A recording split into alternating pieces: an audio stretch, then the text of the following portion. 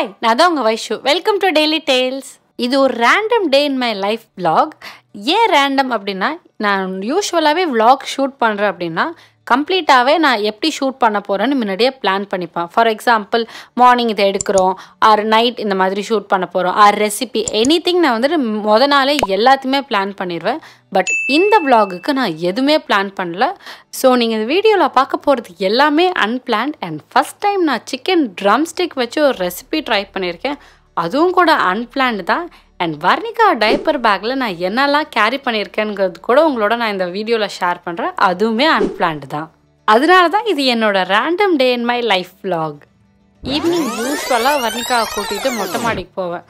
So இன்றைக்கும் அதே மாதிரி மொட்டை மாடிக்கு கூட்டிகிட்டு போய் அவளோட கொஞ்சம் நேரம் விளையாடிட்டு அப்படியே கீழே வந்து அவளுக்கு ஃபீட் பண்ண ஸ்டார்ட் பண்ணோம். ஃபீட் பண்ணுறது ஒரு போராட்டமாக தான் எப்போது மாதிரி போயிட்டே இருக்கும்.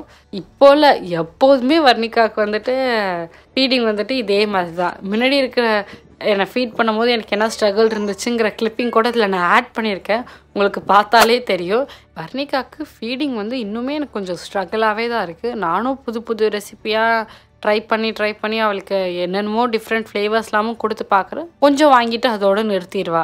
கொஞ்சம் அதிகமாக சாப்பிட்றது பிடிச்சிருக்கு அப்படிங்கிற மாதிரி கான்செப்டே அவள்கிட்ட கிடையாது. ஸோ சிக்கன் வச்சு ஒரு ரெசிபி ட்ரை பண்ணேன் அப்படின்னு சொல்லியிருந்தால, ஸோ அதுக்கு சப்பாத்தியோட காம்பினேஷன் நல்லா இருக்கும்னு சொல்லிட்டு ஃபஸ்ட்டு ஈவினிங்கே வந்துட்டு சப்பாத்திக்கு மாவெல்லாம் பிசைய ஆரம்பிச்சிட்டேன். இப்போ வர்ணிகாவுக்கு வந்து நாங்கள் 6:30 to 7 டின்னர் முடிச்சிருவோங்கிறதுனால ஃபஸ்ட்டு பிசைஞ்சு வச்ச மாவில் எடுத்து அவளுக்கு ஃபஸ்ட்டு ஒரு சப்பாத்தியை போட்டு கொடுத்து அவளோட டின்னரை முடிச்சிட்டேன். சப்பாத்தி மாவு பிசையும் போது கொஞ்சம் ஆயில் போட்டு பிசைஞ்சால் நல்லா சாஃப்டாக வரும்னு அம்மா சொல்லுவாங்க எப்போதுமே சப்பாத்தி. நான் ஸ்டார்டிங்லேருந்தே வந்து அந்த மாதிரி தான் பண்ணுறேன். எங்கள் வீட்டில் சப்பாத்தி செம்ம சாஃப்டாகவே வரும். அதனாலேயே மார்ச்சே இப்போ தான் ஸ்டார்ட் ஆகுது. சென்னையில் வெயில் வளர்க்குது. இன்னும் ஏப்ரல், மே, ஜூன், ஜூலை, ஆகஸ்ட் வரைக்கும் எப்படி ஓட்ட போகிறோன்னு தெரியல.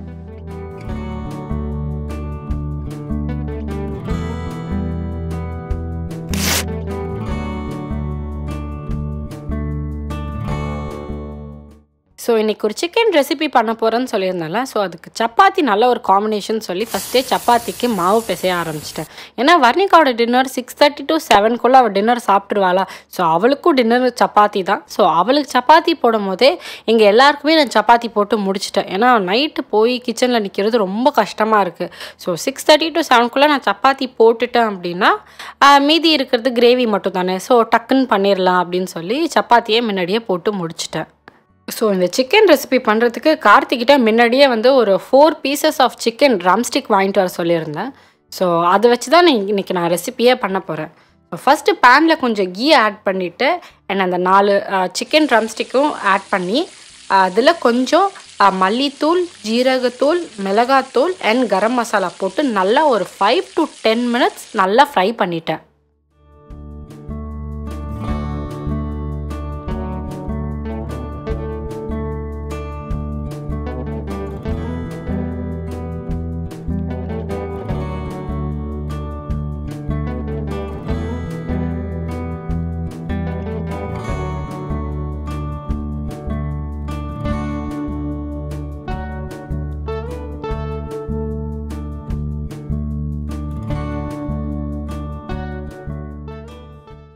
அப்புறம் ஒரு ஆனியனை சாப் பண்ணிவிட்டு நல்லா டீப் ஃப்ரை பண்ணிவிட்டு நல்லா ஒரு கோல்டன் ப்ரௌன் கலர் வர வரைக்கும் நல்லா டீப் ஃப்ரை பண்ணி வச்சுட்டேன். எவ்வளோ தான் நான் மறைஞ்சு கிச்சனுக்குள்ளே வந்தாலும் கரெக்டாக கிச்சனில் ஏதாவது சவுண்டு வந்துச்சுன்னா வந்துடுவா. கிச்சனில் வந்து எல்லாத்தையும் எடுத்து போட்டு உருட்டுறதுக்கு எவ்வளோ டாய்ஸ் இருந்தாலும் அவளுக்கு பத்தாது. கிச்சனில் இருக்கிற பாத்திரம், அப்புறம் கரண்டி, இதெல்லாம் தான் அவளோட ஃபேவரெட். அப்புறம் மிக்சியில் அந்த ஃப்ரை பண்ணி வச்சுருந்த ஆனியன், கொஞ்சம் பூண்டு, ஒரு 2 or 3 பீஸ் இஞ்சி, கொத்தமல்லி, புதினா, ஃப்ரெஷ் க்ரீம், அப்புறம் ஒரு 2 சில்லி ஆட் பண்ணிக்கிட்டேன். நான் 2 க்ரீன் சில்லி ஆட் பண்ணிக்கிட்டேன். உங்களோட காரம் ஏற்ற மாதிரி நீங்கள் வந்து எக்ஸ்ட்ரா சில்லிஸ் கூட நீங்கள் ஆட் பண்ணிக்கலாம். இது எல்லாத்தையும் போட்டு நல்லா பேஸ்ட் மாதிரி அரைச்சி எடுத்து வச்சுக்கிட்டேன். தென் இந்த பேஸ்ட்டை ரோஸ்ட் பண்ணி வச்சுருந்த சிக்கனோட நல்லா ஆட் பண்ணிவிட்டு ஃப்ரை பண்ண ஸ்டார்ட் பண்ணிட்டேன். ஃப்ரை பண்ண ஸ்டார்ட் பண்ணதுக்கு அப்புறம் தான் தெரிஞ்சது. பார்த்தா நான் குட்டியான பேனில் வச்சு ஃப்ரை பண்ண போல இருக்கு. எனக்கு ஃப்ரை பண்ணவே எல்லாமே கீழே சிந்த ஆரம்பிச்சிருச்சு. அதோட சரின்னு சொல்லி வேறு பாத்திரத்தில் எடுத்து போட்டு திருப்பி ஃப்ரை பண்ண ஸ்டார்ட் பண்ணிட்டேன். சிக்கன் செம்ம சாஃப்டாக ஜூஸியாக இருந்துச்சு. வீட்டில் எல்லோரும் சாப்பிட்டு ரொம்ப பிடிச்சிருந்துச்சு. பட் ஃபஸ்ட் டைம் பண்ணும்போதே ரொம்பவே நல்லா வந்துச்சு இந்த ரெசிபி. ஐ திங்க் நான் கொஞ்சம் ஃப்ரெஷ் க்ரீம் ஜாஸ்தியாக ஆட் பண்ணிட்டேன்னு நினைக்கிறேன். ஸோ அதனால எனக்கு அந்த வீடியோவில் பார்த்த கலர் எனக்கு வரல. பட் டேஸ்ட் வைஸ் வந்துட்டு சூப்பராக இருந்துச்சு.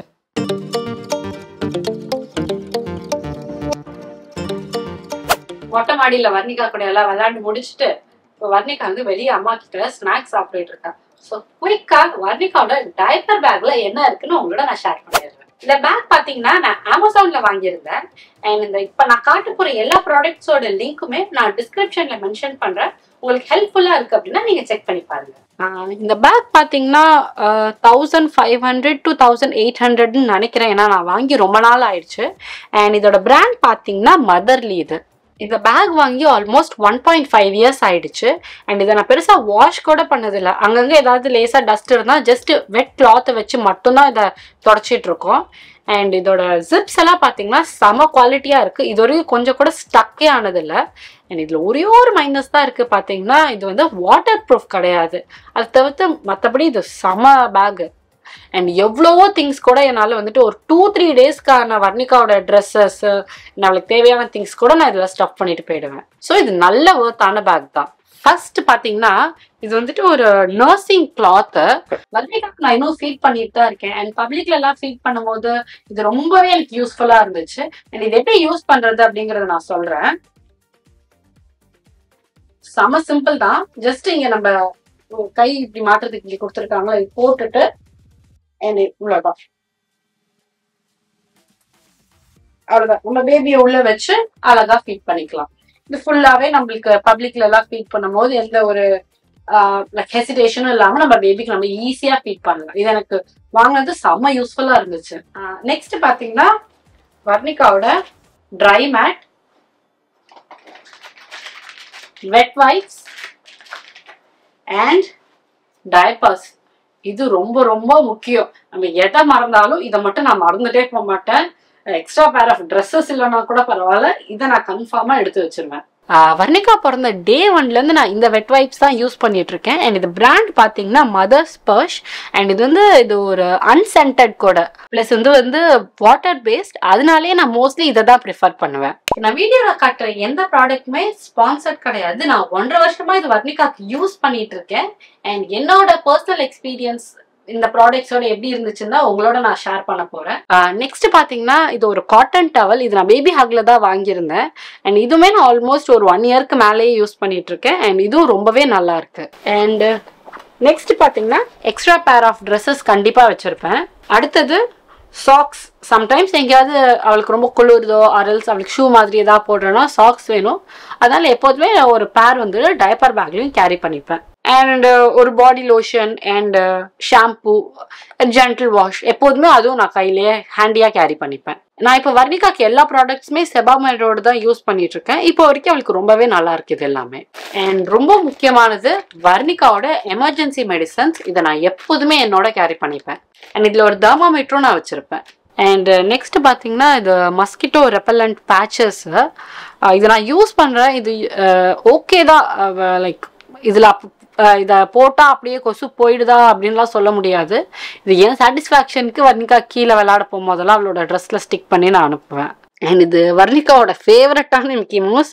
ஸோ அதனால நாங்கள் இந்த டைப்பர் பேக்லேயே இது மாட்டி வச்சுருக்கோம். நெக்ஸ்ட் இது பார்த்தீங்கன்னா நம்ம டைப்பரை டிஸ்போஸ் பண்ணும்போது எப்போதுமே ஒரு கவரில் போட்டு டிஸ்போஸ் பண்ணுறது ரொம்பவே நல்லது. ஏன்னா க்ளீன் பண்ணுறவங்களுக்கும் அது ரொம்ப ஈஸியாக இருக்கும். நம்ம அங்கங்கே அப்படிலாம் தூக்கி போடக்கூடாதுங்கிறதுக்காக இது இந்த டிஸ்போசபிள் கவர் மாதிரி வாங்கியிருக்கோம். நெக்ஸ்ட் இந்த ஃப்ரெண்ட்ஸ் இதில் நான் என்னெல்லாம் வச்சிருக்கேங்கிறத உங்கள்கிட்ட குயிக்காக காட்டிடுறேன். வர்ணிகாவோட ஓப்பன் கப். அவள் ஓப்பன் கப்லேருந்தே நான் 6 monthsலேருந்தே ட்ரைன் பண்ணிட்டேன். ஓப்பன் கப்பில் அவள் நல்லாவே தண்ணி குடிப்பாள். நெக்ஸ்ட் பார்த்தீங்கன்னா இது ஒரு பனானா கேரி பண்ணுறதுக்கு. இதில் வச்சு நான் பனானா கேரி பண்ணும்போது நான் most of the time banana உள்ளே வைப்பேன். ஏதாவது வச்சு அது மேலே நசுங்கிடும். அண்ட் இதில் பார்த்தீங்கன்னா பனானா நசுங்காமல் இருக்குது. அண்ட் இன்னொரு இது என்னன்னா, இன்கேஸ் அவள் பாதி சாப்பிட்டுட்டு மிச்சம் இருக்குது அப்படின்னா கூட நான் இதில் அப்படியே அழகாக ஸ்டோர் பண்ணிக்கிறேன். நெக்ஸ்ட் பார்த்தீங்கன்னா இந்த 2 ஃபுட் கண்டெய்னர். ஒரு இதுல பாத்தீங்கன்னா டேட்ஸ், அரல்ஸ் அவளுக்கு திராட்சை ரொம்ப பிடிக்கும், அதை கேரி பண்ணிப்பேன். அண்ட் செகண்ட்ல பாத்தீங்கன்னா நட் பவுடர். இதுதான் அவளுக்கு நான் ஸ்நாக்கா கொடுத்துட்டு இருக்கேன். இதெல்லாம் தான் நான் வர்ணிகாக்கு டைப்பர் பேக்ல கேரி பண்ணிட்டு இருக்கேன். இன்கேஸ் ஏதாவது அப்கிரேட் பண்றேன் உங்களோட கண்டிப்பா ஷேர் பண்றேன். யூஸ்வலாக சாப்பிட்டுட்டா அப்படின்னா அவளுக்கு நல்லா வயிறு ஃபுல்லாகிடுச்சுனாலே ஒரு 1/2 hour to 1 hourக்குள்ளே அவளுக்கு அப்படியே கண்ணெல்லாம் சொக்கிரும், தூங்கிடுவா. பட் அன்னைக்கு என்னன்னு தெரில, எனக்கு திருப்பி நீ கீழே கூட்டிகிட்டு போ, எனக்கு விளாடணும் அப்படின்ட்டா. சரி ஓகே நம்ம கீழே கூட்டிகிட்டு போய் கொஞ்சம் அங்கங்கெல்லாம் விளாட்டு காட்டினா டயர்டாயிடுவா அப்படின்னு சொல்லி கீழே கூட்டிகிட்டு போனதில் கடைசியில் அவள் டயர்டாகலை, நான் தான் டயர்டாக மேலே வந்தேன்.